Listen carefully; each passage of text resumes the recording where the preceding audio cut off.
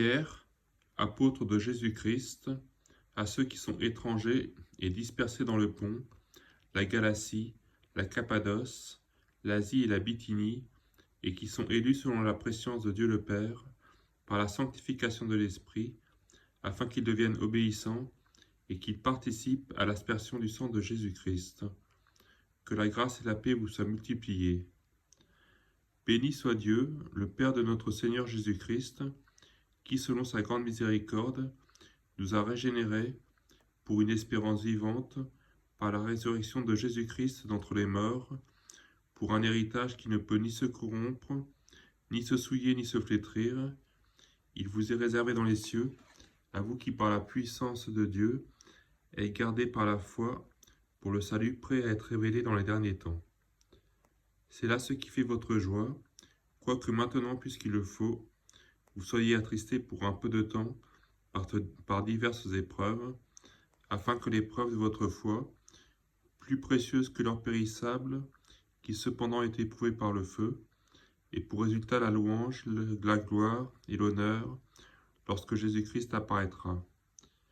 Vous l'aimez sans l'avoir vu, vous croyez en lui sans le voir encore, vous réjouissant d'une joie merveilleuse et glorieuse, parce que vous obtiendrez le salut de vos âmes pour prix de votre foi. Les prophètes, qui ont prophétisé touchant la grâce qui vous était réservée, ont fait de ce salut l'objet de leurs recherches et de leurs investigations. Ils voulaient sonder l'époque et les circonstances marquées par l'Esprit de Christ qui était en eux, et qui attestait d'avance les souffrances de Christ et la gloire dont elles seraient suivies.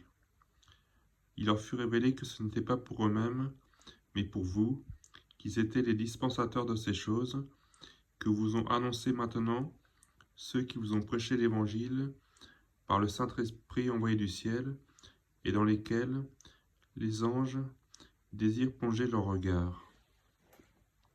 C'est pourquoi, saignez les reins de votre entendement, soyez sobres, et ayez une entière espérance dans la grâce qui vous sera apportée lorsque Jésus-Christ apparaîtra.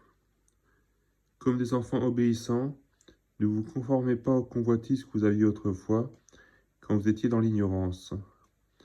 Mais puisque celui qui vous a appelé est saint, vous aussi soyez saints dans toute votre conduite, selon qu'il est écrit, vous serez saints car je suis saint.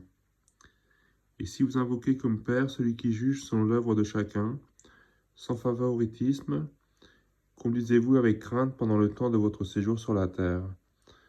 Vous savez que ce n'est pas par des choses périssables, par de l'argent ou de l'or, que vous avez été rachetés de la vaine manière de vivre que vous aviez hérité de vos pères, mais par le sang précieux de Christ, comme d'un agneau, sans défaut et sans tache. Prédestiné avant la fondation du monde, il fut manifesté à la fin des temps à cause de vous. Par lui, vous croyez en Dieu, qu'il a ressuscité des morts, et lui a donné la gloire, en sorte que votre foi et votre espérance reposent sur Dieu. Ayant purifié vos âmes en obéissant à la vérité, pour avoir un amour fraternel sincère, aimez-vous ardemment les uns les autres, de tout votre cœur, puisque vous avez été régénérés, non par une semence corruptible, mais par une semence incorruptible, par la parole vivante et permanente de Dieu. Car toute chair est comme l'herbe, et toute sa gloire comme la fleur de l'herbe. L'herbe sèche, et la fleur tombe, mais la parole du Seigneur demeure éternellement. Et cette parole est celle qui vous a été annoncée par l'Évangile.